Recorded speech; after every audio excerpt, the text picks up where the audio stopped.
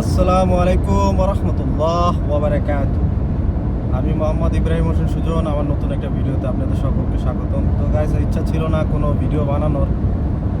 তো আগামী 15 মেতে আর কি বাংলাদেশের ডেলিগেট যাবে।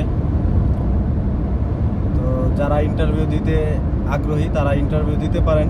বাংলাদেশ যে ডেলিগেটগুলো যাবে, তো ওইখানে দেখা গেছে যে অনেকে ভিডিও বানাইতেছে যে তারা আর কি ভিসা ওপেন হয়েছে, এইসব থাম্বনেল দিয়া পুরা ইউটিউবটারে গরম করে ফেলছে, যে অনেক লোক নিতেছে।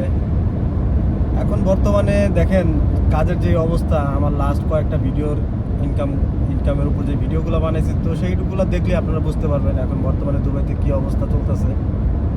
তো যারা নতুন করে আসতে চান তাদের উদ্দেশ্যেই বলা, বা তাদের উদ্দেশ্যে আমার ভিডিওগুলো বানানো। আর যারা দুবাই ট্যাক্সিতে পুরান আছেন তারা তো জানেনই দুবাইয়ের অবস্থা এখন কীরকম।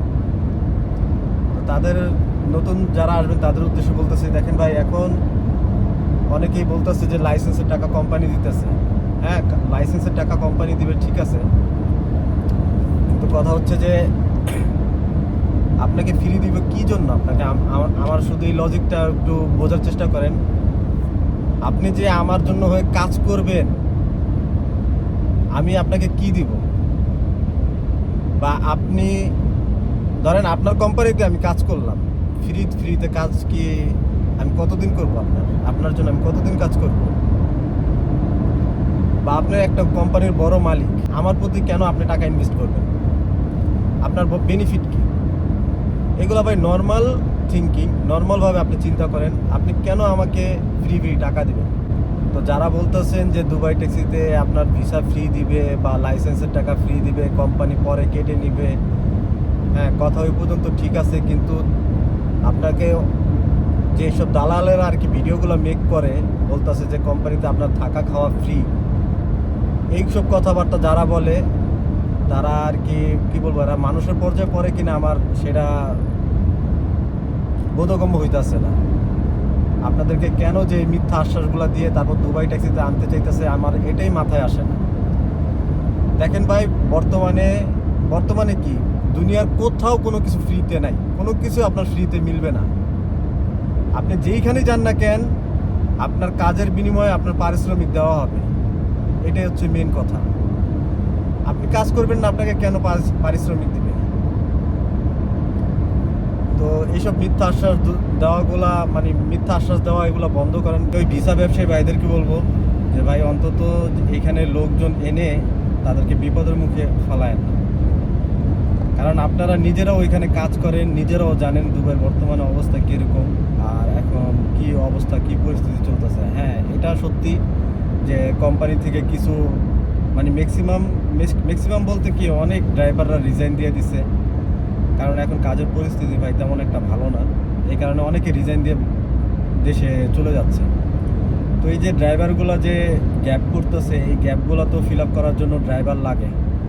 তো সেই হিসাবে হয়তো বা ডেলিগেট বাংলাদেশে যাবে, তারা এইসব অপরচুনিটির কথা বলতেছে বা সুযোগ সুবিধার কথা বলতেছে। তারপর আপনারা সেই সুযোগ সুবিধার কথা চিন্তা ভাবনা করে এখানে আসতে চাইতেছে। কিন্তু এখন বর্তমানের অবস্থা দুবাই ট্যাক্সিতে মানে কাজের অবস্থা একটু কম। এখন মানে 1000, 1200, 1500 দিরহাম ইনকাম করতে ড্রাইভারদের মানে অবস্থা খারাপ হয়ে যেতেছে। মানে ইনকাম করাটা এখন খুবই ক্রিটিক্যাল হয়ে গেছে, যেটা বাস্তব কথা।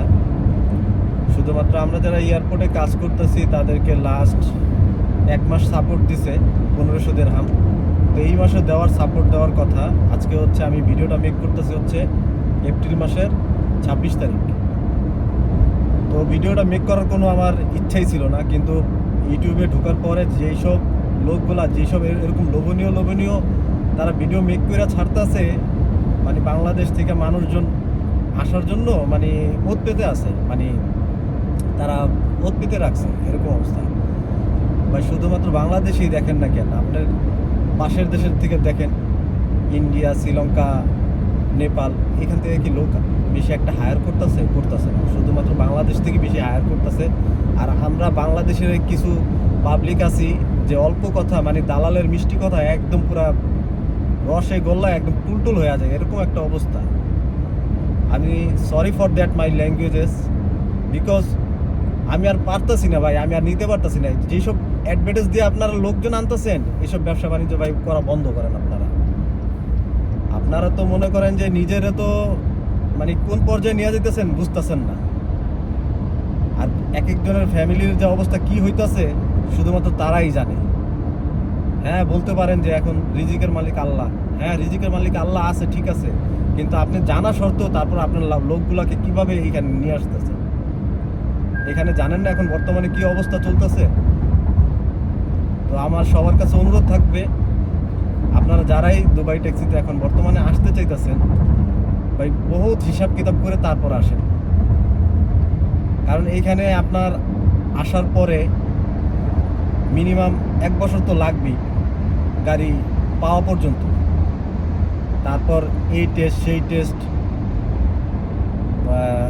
লাইসেন্সে পাওয়ার জন্য ড্রাইভিং টেস্ট, মক টেস্ট, বিভিন্ন ধরনের এখানে ভাই টেস্ট আছে। এই টেস্টগুলো আপনার পার হইতে হইতে মিনিমাম 1 বছর আপনার যাবে। তো এই 1 বছরে আপনার থাকা খাওয়ার টাকা আপনি নর্মালি যদি 500 দিরহাম করে যদি ধরেন, প্রতি মাসে আপনার খরচ আছে একদম নর্মালি, যদি আপনি আউটসাইডে থাকেন একদম নর্মালি 500 থেকে 700 টাকা আপনার খরচ আছে। তো নর্মালি আপনি 500 দিরহাম করেও যদি ধরেন, 500 দিরহাম তো হবে না, আপনার থাকা খাওয়া যদি আউটসাইডে থাকেন আপনার মিনিমাম 700 দিরহাম লাগবে থাকা খাওয়ার জন্য। 350 টাকা রুম ভাড়া আর 350 টাকা আপনার খাবার খরচ। তো 700 টাকা যদি করে ধরেন আপনি, আমি 700 টাকা বাদ দিলাম, আমি 500 করেই ধরলাম, আপনি 1 বছর বসে থাকবেন। 1 বছরে আপনার 5 বারং 6,000 দিরহাম আপনার খরচ আছে 1 বছরের জন্য। এরপরে এখন যদি আপনি কোম্পানির ভিতরে থাকেন, কোম্পানির ভিতরে থাকলে আপনার শুধুমাত্র সিট ভাড়াই দিতে হবে 500 দিরহাম, মানে রুম ভাড়া। এরপর হচ্ছে আপনার খাবার খরচের টাকা। খাবার খরচের টাকা হয়তো বা কোম্পানি আপনাকে দিবে 200 দিরহাম করে দিবে, কিন্তু ওই টাকাটাও আপনার আমলনামায় কিন্তু যোগ হইবে। আপনি পরবর্তীতে যখন আপনি গাড়ি পাবেন তখন কিন্তু আপনার ওই টাকাটা কিন্তু কাটা হইবে, এটা মাথায় রেখেন। তো নর্মালি আপনার ধরেন 6,000 দিরহাম আপনার থাকা খাওয়া খরচ, আর লাইসেন্স বাবদ আপনার পিছনে ইনভেস্ট করবে তারা 5,000 দিরহাম। 6 5 11,000 দিরহাম আপনি অলরেডি ইয়াতে আছেন, এই কোম্পানির পাওনা টাকায় আছেন, মানে ওভার পেমেন্টে আপনার আমলনামায় লেখা হয়ে গেছে 11,000 দিরহাম, এটা নর্মালি খরচ। এরপর হচ্ছে আপনার ট্রেনিংয়ের জন্য যে 2,000 দিরহাম দিতে হবে সেটা তো আছেই। তারপর আপনার যে ভিসার টাকা, এই ভিসার টাকা তো দালালরা তো এখানে আপনার থেকে 3 লাখ থেকে 3.5 লাখ টাকা নিবে।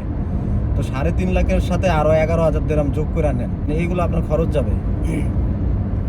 এখন এর মধ্যে আবার এডিশনাল কিছু খরচ আছে যেগুলো আপনার পার্সোনালি, যেমন খরচ টরচ আছে, যেমন আপনার মোবাইলের বিল, তারপর মানে মোবাইল সংক্রান্ত আদার্স অনেক খরচ টরচ আছে, এগুলো আপনি আসলে এখানে বুঝতে পারবেন। তো এখন আপনি চিন্তা করেন এতগুলো সময় শ্রম টাকা ইনভেস্ট করার পর আপনার কি এখানে আসাটা আসলে কি যুক্তিসঙ্গত কিনা, আপনারা শুধুমাত্র একটু নর্মালি চিন্তা ভাবনা করে দেখেন। এখন তো এখানে আপনি প্রথমে 1 বছর ইনভেস্ট করার পরে আপনার এখানে সব কিছু টোটাল যেই টাকাগুলো আর কি ওভার পেমেন্ট হবে সেগুলো তো আছেই, এগুলো তো কাজ করে আপনার আস্তে আস্তে শোধ দিতে হবে কোম্পানিতে।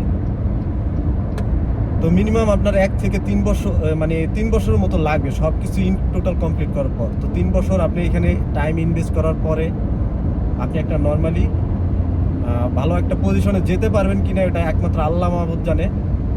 এটা ডিপেন্ড করে হচ্ছে দুবাইয়ের যদি কাজ স্বাভাবিক থাকে, দুবাইয়ের অবস্থা মানে কাজের অবস্থা যদি স্বাভাবিক থাকে তাহলে হয়তোবা আপনি 3 বছর একটা টাইম এস্টিমেট নিতে পারেন যে 3 বছরের মধ্যে আপনি সব কিছু কমপ্লিট করতে পারবেন। এরপরে কমপ্লিট করার পরে দেখবেন যে ভাই ওই আপনার ভিসা রিনিউ করার টাইম হয়ে গেছে। যে একটা কথা আছে না, যে প্রথম 2 বছর বিদেশ আপনারে করব, পরের 2 বছর বিদেশ আপনার করতে হইব, আর আপনি শুধু আকামা খালি রিনিউ করতে আসবেন। এরকম একটা অবস্থা হয়ে গেছে এখন বর্তমানে। যাই হোক ভাই, আমার কথায় যদি কারো খারাপ লাগে বিন্দু পরিমাণ, তার জন্য আমি আন্তরিকভাবে দুঃখিত। আমার কথাগুলা একটু মানে যারা নতুন আসতে চাইতেছেন তারা একটু ভাই ভেবে চিন্তে তারপর আসেন। জানি এখন বর্তমানে বাংলাদেশ অবস্থাও খারাপ, কিন্তু তারপরও আমি মনে করি যে দুবাই আসার আগে অন্তত আপনার 100 না 500 বার চিন্তা করা উচিত, বুঝতে পারছেন? কারণ যেই টাকাটা ইনভেস্ট করে আপনি এখানে আসবেন, সেই টাকা দিয়ে আপনি ইচ্ছা করলে বাংলাদেশে বসে কোনো একটা বিজনেস আইডিয়া নিতে পারেন, সেই সমস্ত বিজনেস করতে পারেন। তো দেখেন আপনাদের ইচ্ছা, যদি আসতে চান তো সবাই 15 তারিখে যা অ্যাটেন্ড করেন, ইন্টারভিউ দিন। মে মাসের 15 তারিখ। জানি না দালালরা কোন জায়গায় তাদের বুথ ওপেন করছে, কোন এজেন্সি নিয়ে আসতেছে, তাদের সাথে যোগাযোগ করে তারপর আসেন। আর যারা ইতিমধ্যে বলেন যে আমি লোক আনছি, আমি কোন মারফতে লোক নিয়ে আসছি বা কারে নিয়ে আসছি, এরকম একটা লোক আইন না পারলে আমার সামনে নিয়ে এসে হাজির হয়, ঠিক আছে? তো আজকে ফুল আমি মানে কি বলবো, মানে আমার মাথায় রক্ত উঠে গেছে। মানে এইসব এই ভোকাস মানে ইউটিউবিং, এটি তো ইউটিউবার না, এটি হচ্ছে ইউটিউবার, যারা এইসব মানে অ্যাড দিয়া লোক নিয়ে আসতে চাইতেছে। তো সবাই ভালো থাকবেন, সুস্থ থাকবেন। ইনশাল্লাহ পরবর্তীতে আবার নতুন একটা ভিডিও নিয়ে হাজির হয়ে যাব। আল্লাহ হাফিজ।